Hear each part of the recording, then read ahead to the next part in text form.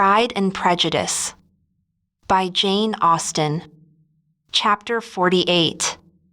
The whole party were in hopes of a letter from Mr. Bennet the next morning, but the post came in without bringing a single line from him. His family knew him to be, on all common occasions, a most negligent and dilatory correspondent, but at such a time they had hoped for exertion. They were forced to conclude that he had no pleasing intelligence to send, but even of that they would have been glad to be certain. Mr. Gardiner had waited only for the letters before he set off.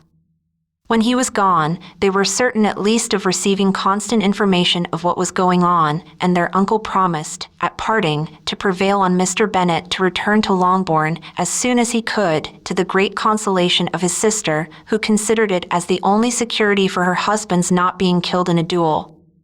Mrs. Gardiner and the children were to remain in Hertfordshire a few days longer, as the former thought her presence might be serviceable to her nieces.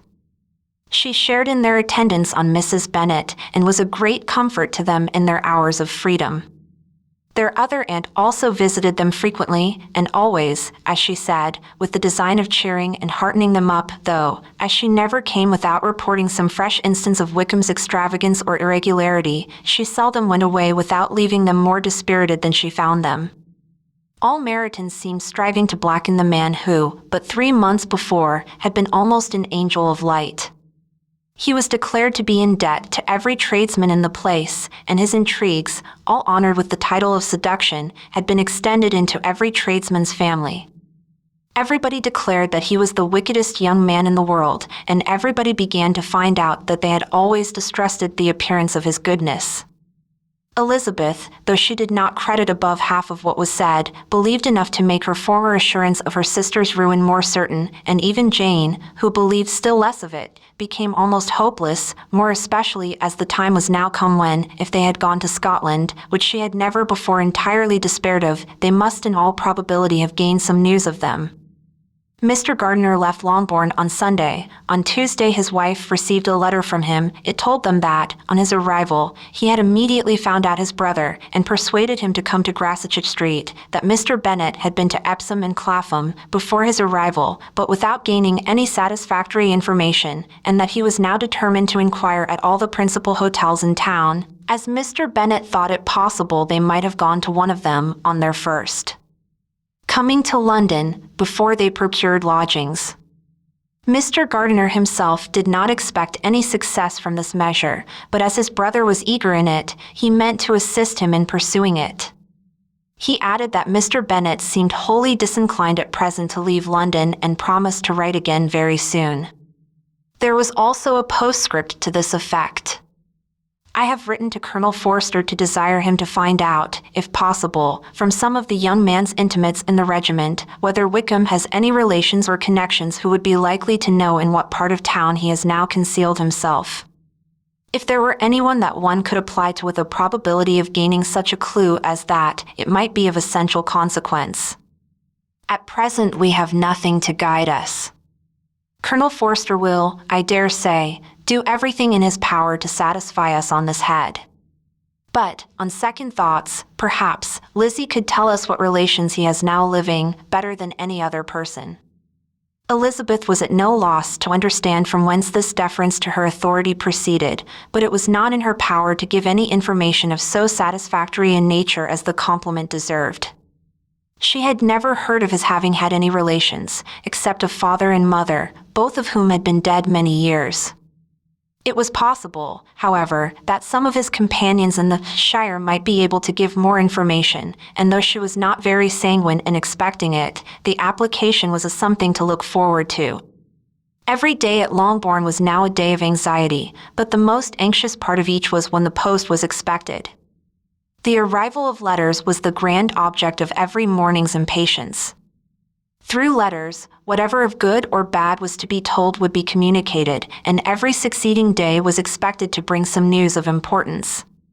But before they heard again from Mr. Gardiner, a letter arrived for their father, from a different quarter, from Mr. Collins, which, as Jane had received directions to open all that came for him in his absence, she accordingly read, and Elizabeth, who knew what curiosities his letters always were, looked over her, and read it likewise. It was as follows. My dear sir, I feel myself called upon, by our relationship and my situation in life, to condole with you on the grievous affliction you are now suffering under, of which we were yesterday informed by a letter from Hertfordshire. Be assured, my dear sir, that Mrs. Collins and myself sincerely sympathize with you and all your respectable family in your present distress, which must be of the bitterest kind, because proceeding from a cause which no time can remove. No arguments shall be wanting on my part that can alleviate so severe a misfortune, or that may comfort you, under a circumstance that must be of all others the most afflicting to a parent's mind. The death of your daughter would have been a blessing in comparison of this.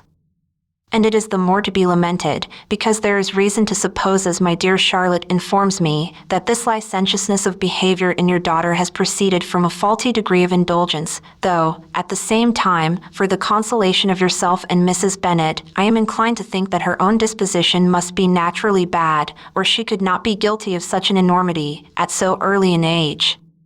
Howsoever that may be, you are grievously to be pitied, in which opinion I am not only joined by Mrs. Collins, but likewise by Lady Catherine and her daughter, to whom I have related the affair. They agree with me in apprehending that this false step in one daughter will be injurious to the fortunes of all the others, for who, as Lady Catherine herself condescendingly says, will connect themselves with such a family? And this consideration leads me moreover to reflect, with augmented satisfaction, on a certain event of last November, for had it been otherwise, I must have been involved in all your sorrow and disgrace.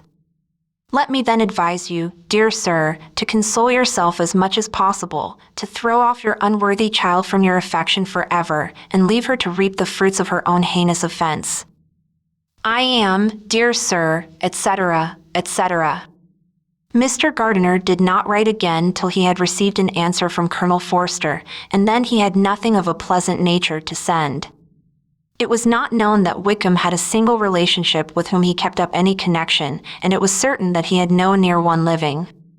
His former acquaintances had been numerous, but since he had been in the militia, it did not appear that he was on terms of particular friendship with any of them. There was no one, therefore, who could be pointed out as likely to give any news of him. And in the wretched state of his own finances, there was a very powerful motive for secrecy, in addition to his fear of discovery by Lydia's relations, for it had just transpired that he had left gaming debts behind him to a very considerable amount. Colonel Forster believed that more than £1,000 would be necessary to clear his expenses at Brighton. He owed a good deal in town, but his debts of honor were still more formidable. Mr. Gardiner did not attempt to conceal these particulars from the Longbourn family. Jane heard them with horror.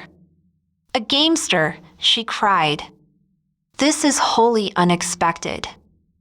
I had not an idea of it." Mr. Gardiner added in his letter that they might expect to see their father at home on the following day, which was Saturday. Rendered spiritless by the ill success of all their endeavors, he had yielded to his brother-in-law's entreaty that he would return to his family and leave it to him to do whatever occasion might suggest to be advisable for continuing their pursuit. When Mrs. Bennet was told of this, she did not express so much satisfaction as her children expected, considering what her anxiety for his life had been before. "What, is he coming home, and without poor Lydia?" she cried. "Sure he will not leave London before he has found them. Who is to fight Wickham and make him marry her, if he comes away?"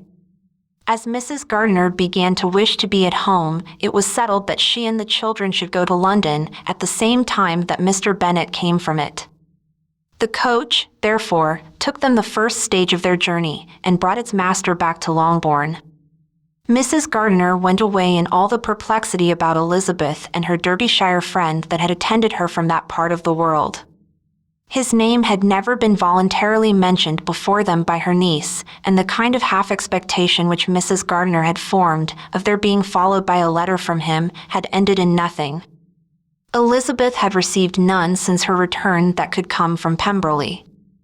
The present unhappy state of the family rendered any other excuse for the lowness of her spirits unnecessary. Nothing, therefore, could be fairly conjectured from that, though Elizabeth, who was by this time tolerably well acquainted with her own feelings, was perfectly aware that, had she known nothing of Darcy, she could have borne the dread of Lydia's infamy somewhat better. It would have spared her, she thought, one sleepless night out of 2. When Mr. Bennet arrived, he had all the appearance of his usual philosophic composure. He said as little as he had ever been in the habit of saying, made no mention of the business that had taken him away, and it was some time before his daughters had courage to speak of it. It was not till the afternoon, when he had joined them at tea, that Elizabeth ventured to introduce the subject, and then, on her briefly expressing her sorrow for what he must have endured, he replied, "Say nothing of that. Who should suffer but myself? It has been my own doing, and I ought to feel it." "You must not be too severe upon yourself," replied Elizabeth. "You may well warn me against such an evil. Human nature is so prone to fall into it. No, Lizzie, let me once in my life feel how much I have been to blame. I am not afraid of being overpowered by the impression. It will pass away soon enough. Do you suppose them to be in London?" "Yes, where else can they be so well concealed?" "And Lydia used to want to go to London," added Kitty. "She is happy then," said her father drily, "and her residence there will probably be of some duration." Then after a short silence he continued, "Lizzie, I bear you no ill will for being justified in your advice to me last May, which, considering the event, shows some greatness of mind." They were interrupted by Miss Bennet, who came to fetch her mother's tea.